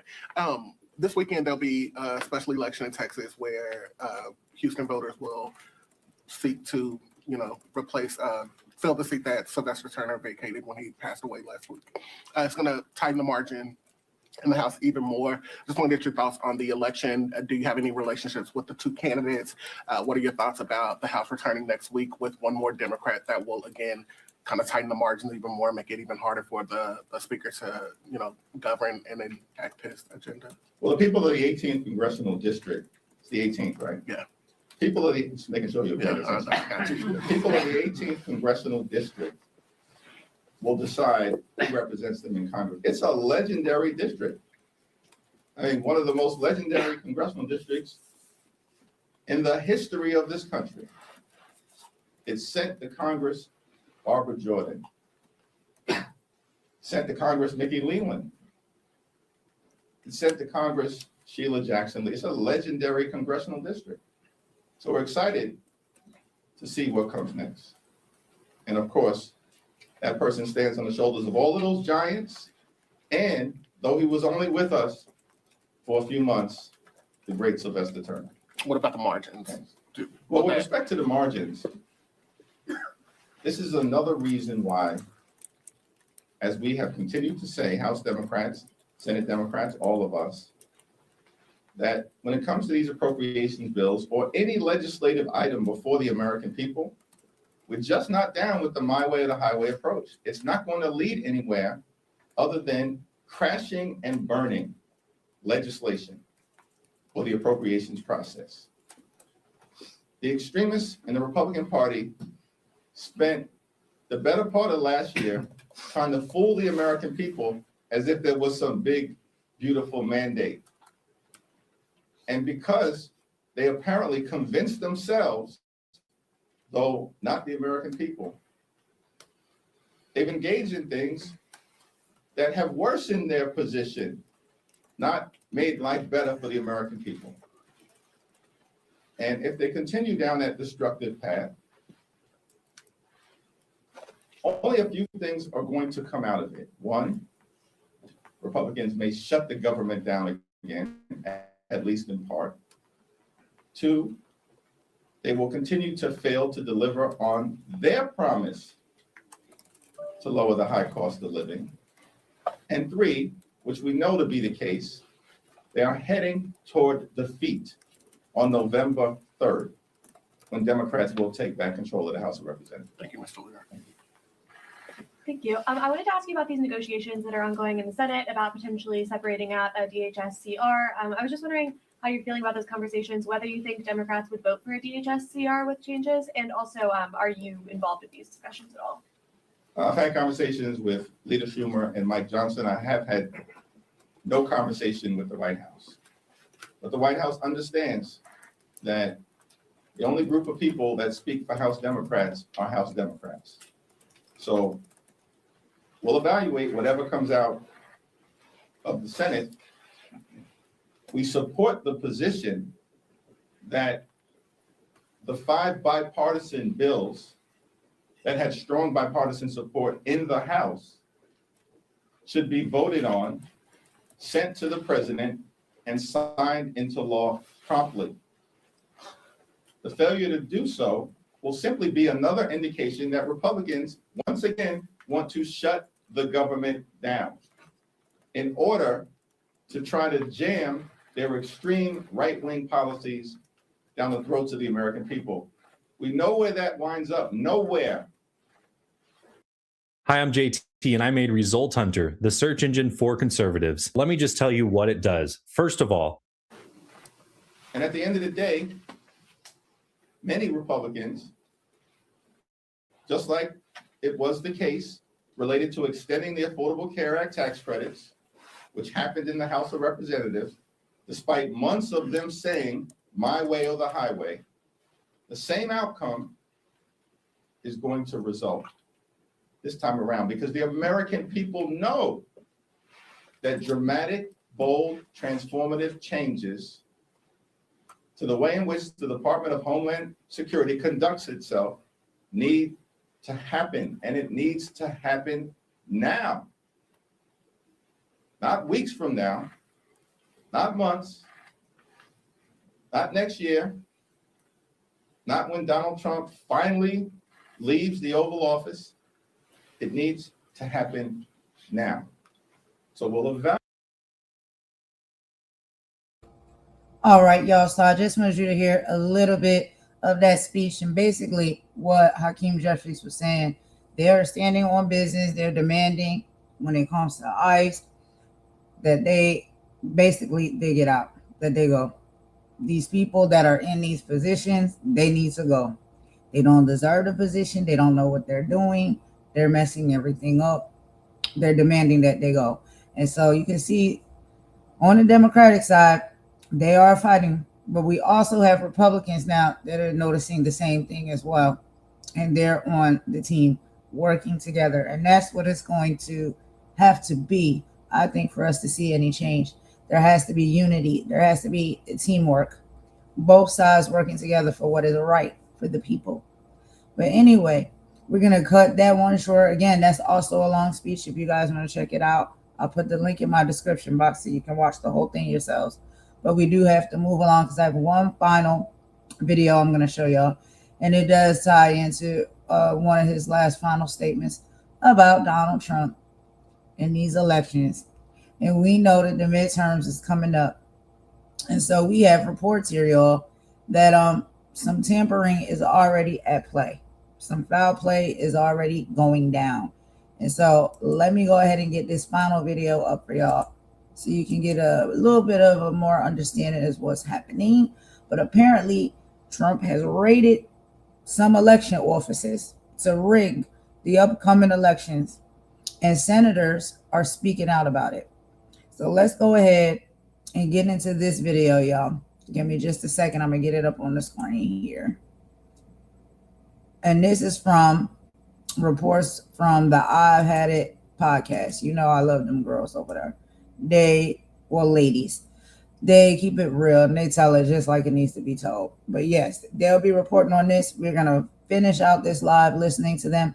It's only about 20 minutes, and then I will let y'all get up out of here, I promise. But thank you so much for rocking with me. And yeah, these are a few of the updates of what's going on, y'all. So let's go ahead and get into this commentary right here, and we will be right back.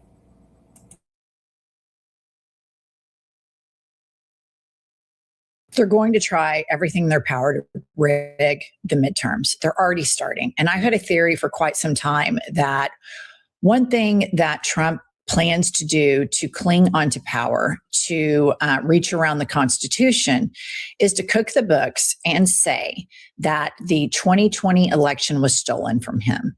And then he and his buddies, the fascists in the Supreme Court, will say, oh, oopsie, he already is serving a third term, so we have to void, the amendment. And I don't know anything about how that would work, but I know that these people are diabolical. I know that they will stop at nothing. I know that Mitch McConnell stole a Supreme Court seat from the Democrats from a majority landslide victory of Obama's. And I know that they'll do whatever. I have no expectation whatsoever for them not to try to get around this. This guy is decorating the office, putting signs, White House, Oval Office, Rose Garden. He's, Liberace, the whole thing up to his liking. He has zero intentions of leaving. Zero. And the biggest narcissistic blow that he's had of late is the loss to Joe Biden of over 7 million votes. And y'all know he's been wound up like a cheap clock over this, since 2020. He will not shut up about it. So this is pretty alarming stuff. This happened last night. Pop this up. The FBI raids Fulton County, and Adam Cochran says taking the paper ballots is part of why we separate these records at the state level. Trump has taken the tabulations and the ballots. So if he makes a wild claim in court, what does it get compared against? These paper ballots, which his goons are now free to destroy. And get this, you guys, Tulsi Gabbard showed up with the FBI. So we should not be taking this lightly, because I floated this, I don't know, it was a couple months ago, right, Pumps, where I said, I think he is going to, part of his plans with Steve Bannon and Stephen Miller is to cook the books on 2020 and say, oh, oopsie, I'm already in my third term. So what do we do about that? And then he creates some sort of constitutional crisis, and all the fascists in the Supreme Court will immediately do whatever they need to do to pretzel themselves. The Democrats are not putting up the fight that we need to be putting up right now, and they haven't for the past year. And this is as serious as it gets, because they know they cannot win at the ballot box in 2026. They know they cannot win. Well, the polls tell them they cannot win. And I look at this, and this was so alarming to me, because what that says is we're going to take this evidence and then we're going to say, oh, we don't know where it is, or they're going to send back doctored evidence, because if people do not believe this administration will doctor evidence, that's how corrupt they are. Look at the fucking Epstein files. Look what we're doing there. There is absolutely no conscience or ethics to say, I'm not going to doctor documents. This is terrifying. And my guess is he will find his 11,080 votes or whatever it was. Oh, he'll find more. He won't be able to help himself. You know what I mean? He will not be able to help himself. Oh, I'm sure it'll be like 100,000. This guy cannot help himself. He's so unhinged. But what's most important about this administration is that they don't believe in the truth and the rule of law. That's the most important thing. I mean, I personally think they fabricated the text messages of the Charlie Kirk shooter. That's my personal opinion. I think all of that was made up. I think that these people will make the truth I put in quotations, listener, and I use that loosely, whatever fits their narrative. These people are psychopath, diabolical people who are incredibly submissive. Think about this. Think about all of these alpha males in the bro podcasting sphere, and all of these guys with the pickup trucks and the truck nuts, drink creatine, punch up on roids and go to their, man boot camps and all this crazy shit. They're so submissive to this guy. Like there's not a bigger pussy in the planet that can't say, I lost. Congratulations on your victory. You won fair and square, and pack up and move on down the road. Their version of masculinity, all of these broken MAGA men, is to submit. They submit to a mentally deranged man that wears a full face of makeup. That is their idealized version of masculinity. That's how sick and emotionally stunted these people are. But Senator Ossoff in Georgia is sounding the alarm as well. Please play the clip. This is a seismic event. This should have people across the country absolutely shook. This is a huge deal. This is an FBI raid on the Fulton County Elections Office. His conspiracy theories about the 2020 election have been based in Georgia from the very start. Georgia is where he called the Secretary of State and said, find me the votes that he needed to win in a state he had lost. So much of the big lie that led to the January 6th sacking of the United States Capitol, that had a mob seeking the Speaker of the House and the Vice President to lynch them, originated in his lies about the state of Georgia. And here he has the FBI, which there are so many hardworking, diligent public servants in FBI field offices all across the country, but its headquarters now in the thrall of these political appointees, Kash Patel and Bongino and this guy from Missouri in the deputy role, who are partisan political actors, raiding this election office in Georgia, seizing all of this information, all of these records, taking it who knows where, chain of custody now broken. And here's the thing.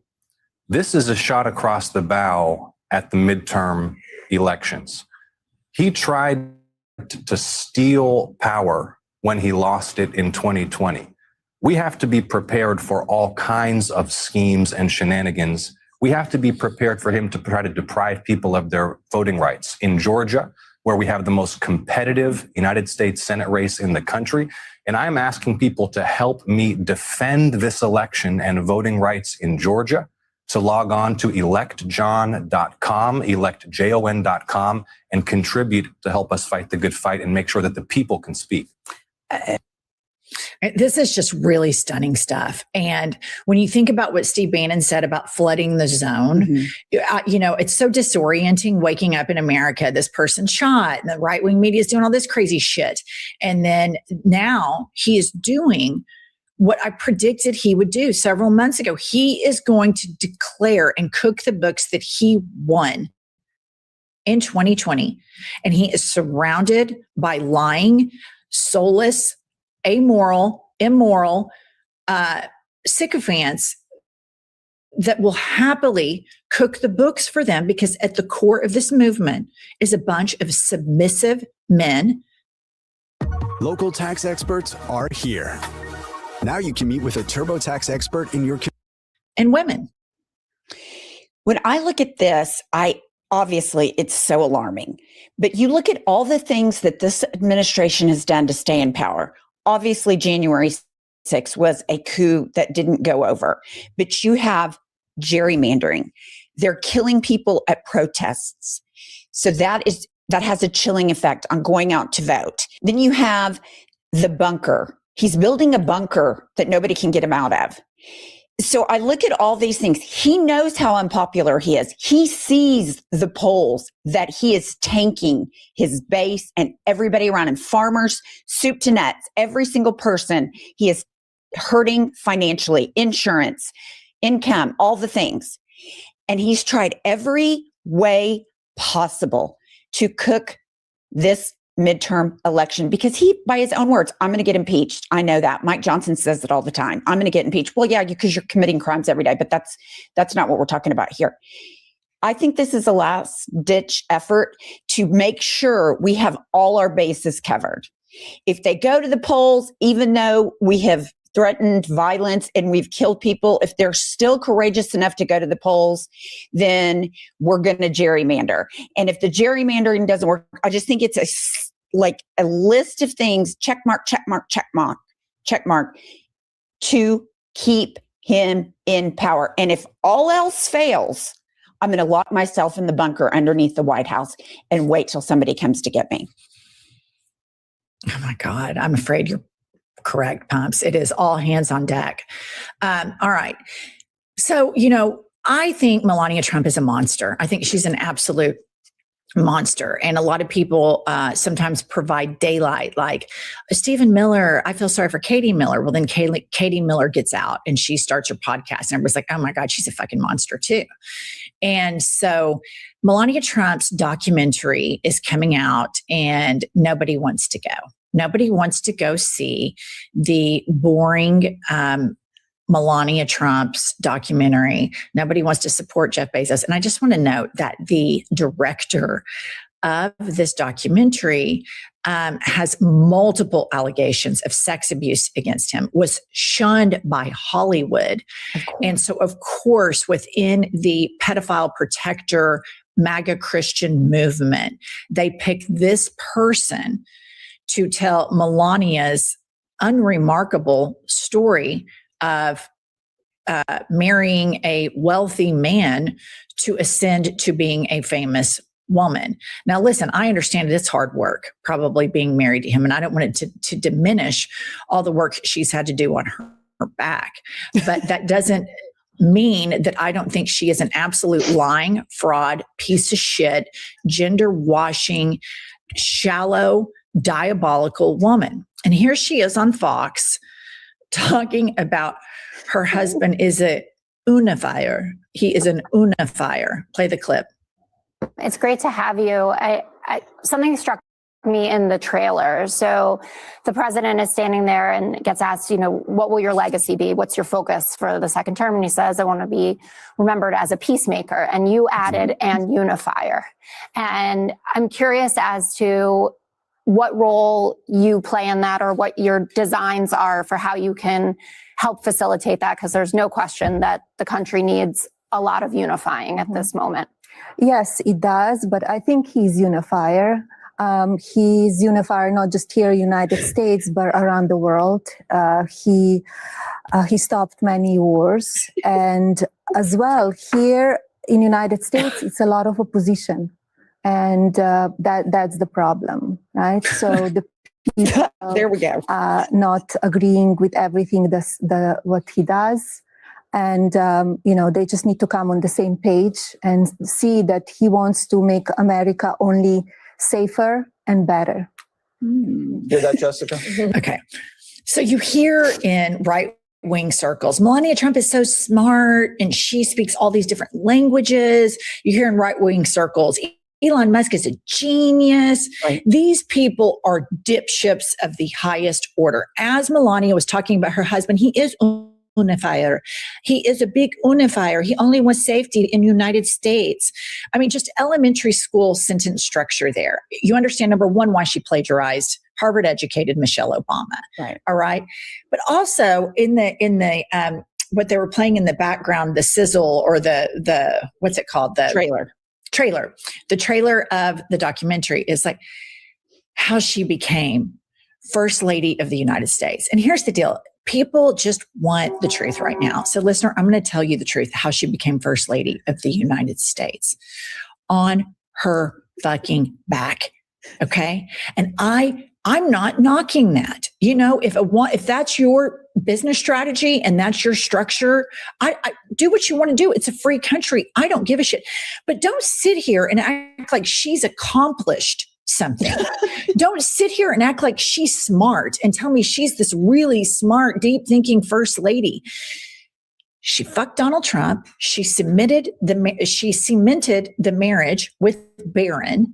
She hates his fucking guts, but wanted to be first lady and just made this deal with herself. So let's just say what it is. And here's the deal.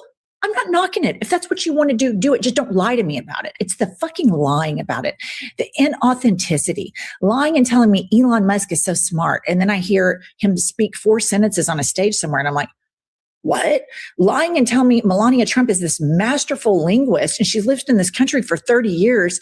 And that's still her sentence structure. He is unifier. He is big unifier. I mean, shut the fuck up. Seriously. All right, listener, I recently moved to New York and setting up your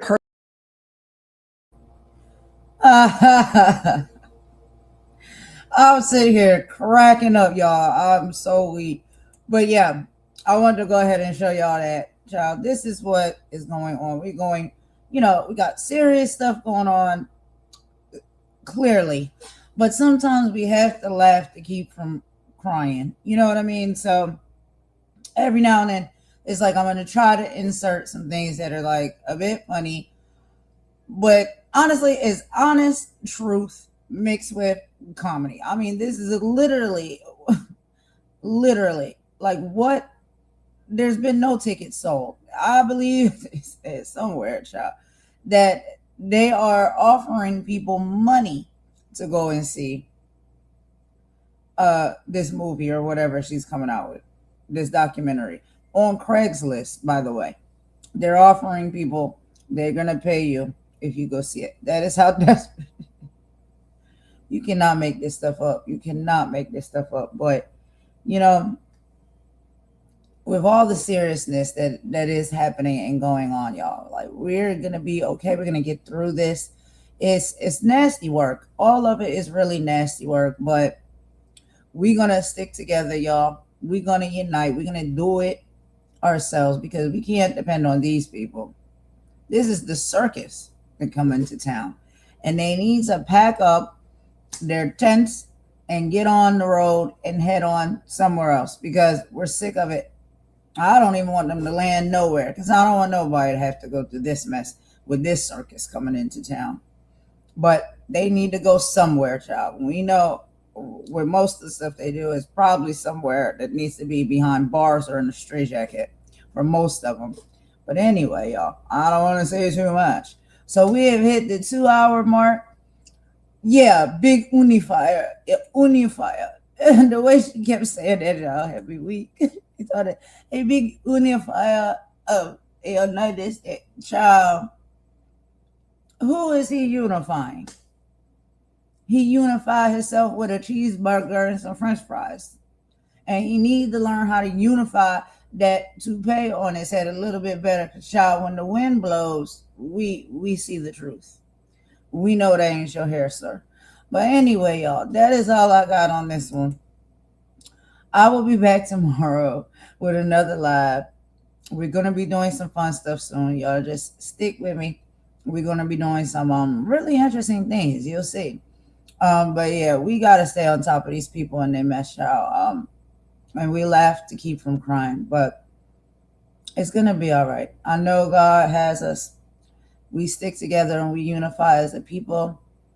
And we stick to our integrity. We're going to be all right. We're going to get through it all. Right now, it's just a little tough. It's hard. It's hard. I know it's hard for a lot of people to listen to watch, to bear witness to. And every now and then, yes, we have to take a break away from it. So that's why I said we have some really cool things coming up where it won't be all of this political talk all of the time. Because I know it can really take a toll. But y'all, thank you so much for rocking with me yet again on another live. I will talk to y'all tomorrow. I hope everybody has a good rest of the morning, the afternoon, the evening, or the night, whatever respectful time zone it is for you where you're at. I hope it is good for you. It's peaceful and you are safe and warm and sound and all of those things. And I'm praying for us all, y'all, but we're going to be okay. I know that. We're going to keep hope alive.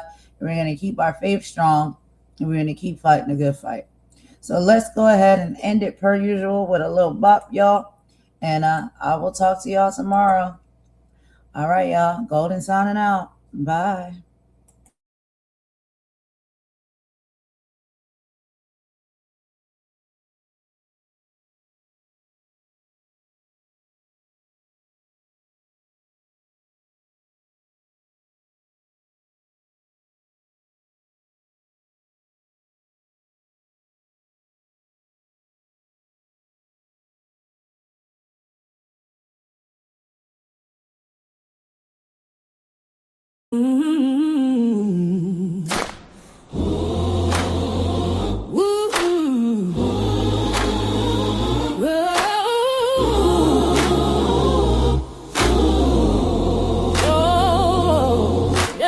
Lift every voice and sing till earth and heaven ring.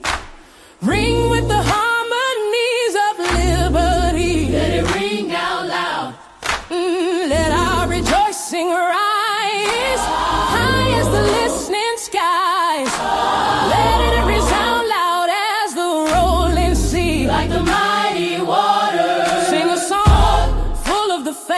that the dark past has taught us. We remember it all. Sing a song full of the hope that the present has brought us. Hope is alive.